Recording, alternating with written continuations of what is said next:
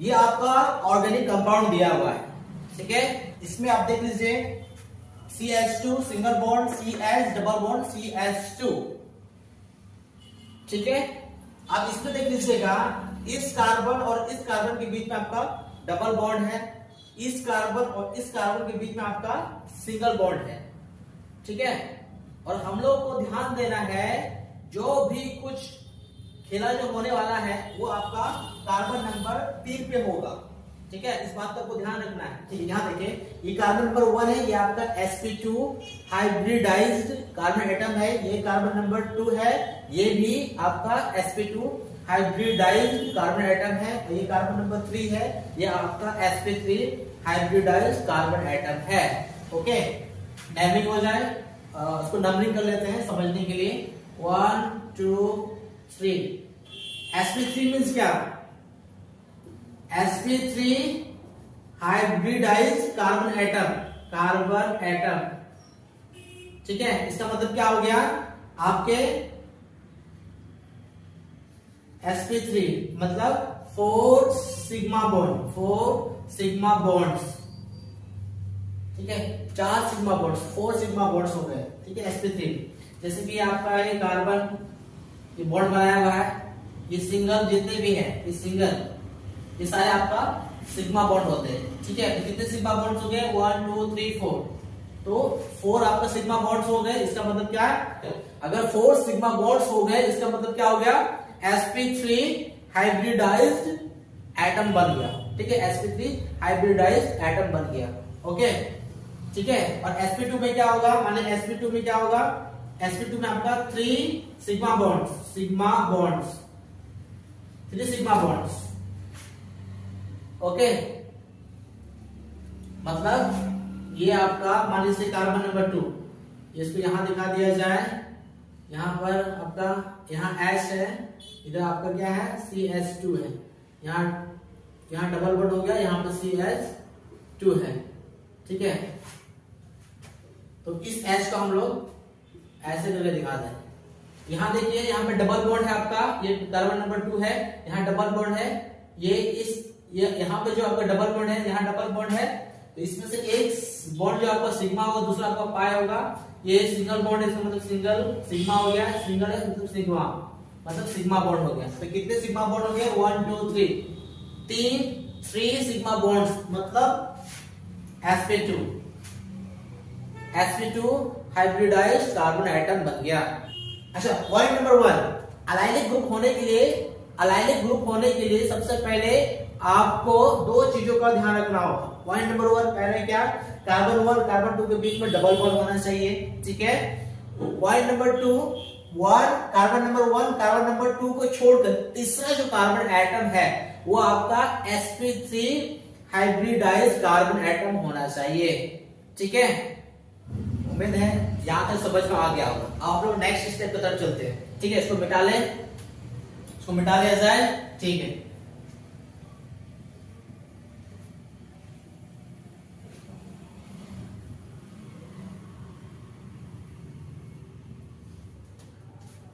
ठीक है, एक बार फिर से लिखते हैं हम लोग। ऑर्गेनिक कंपाउंड क्या था हम लोग के पास? CH2 single bond, CH double bond, CH2, ठीक है।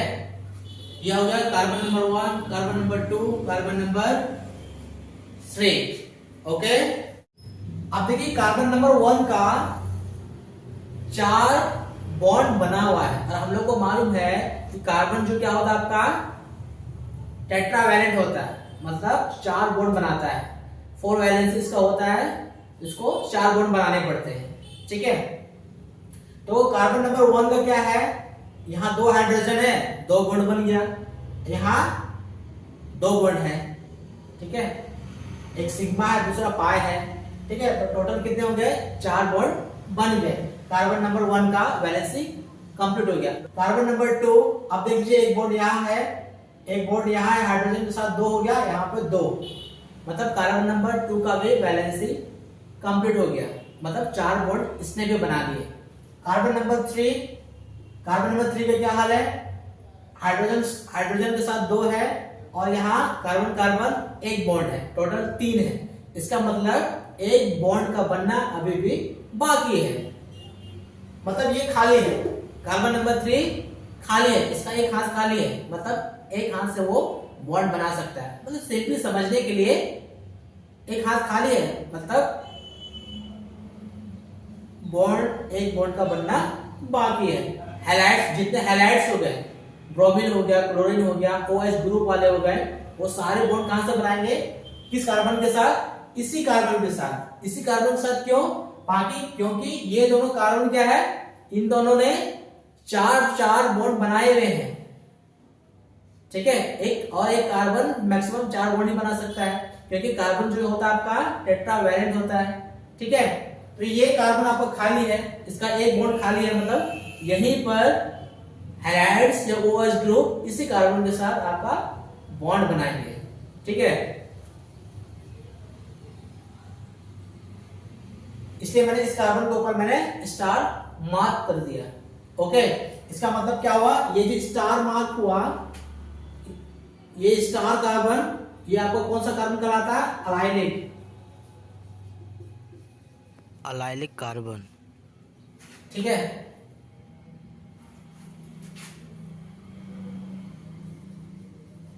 मतलब sp3 कार्बन। ये स्टार कार्बन जो है आपका अलाइलिक कार्बन कहलाता है। इसका मतलब इसी कार्बन पे आपका OH ग्रुप हो या क्लोरीन हो, ब्रोमीन हो, ये सारे इसी कार्बन के साथ बॉन्ड बनाएंगे। ठीक है, ओके। और ये आपका हो गया अलाइन। ठीक है, एक एग्जांपल समझने का प्रयास करते हैं। मान लिया जाए ये कार्बन नंबर 3 को एक बार देख लेते हैं, फिर से ऐसा देख लीजिए। मान लीजिए CH2 है ना, CH2 मतलब यहाँ C के साथ 2 हाइड्रोजन, ये 2 हाइड्रोजन हो गया, और एक यहाँ कार्बन है ना। इसी चीज को मैंने ऐसा दिखा दिया, मतलब ये वाला इसका जो है बॉन्ड यहाँ खाली है।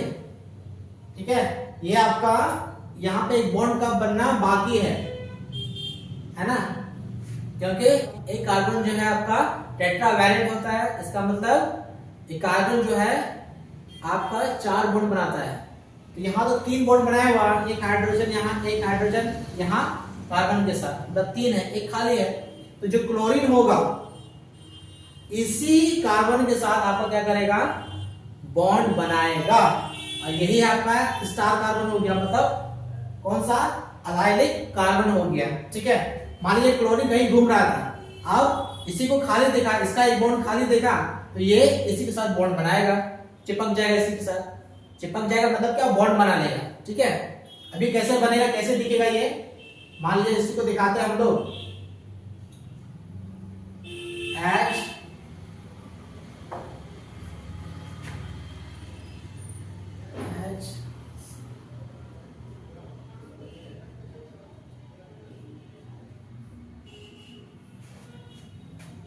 ठीक है, अब इसको कंडेंस कर देते हैं। ये कैसे हो जाएगा?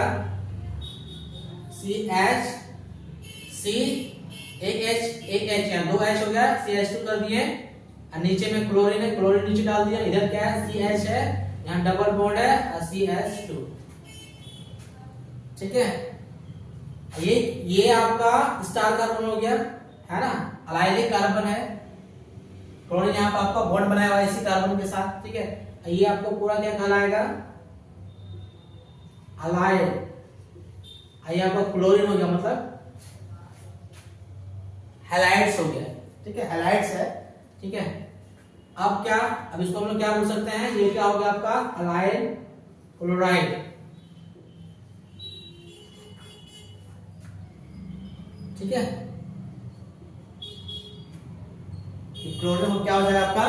क्लोराइड हो जाएगा। ओके, उम्मीद है आपको समझ में आया होगा। Thank you.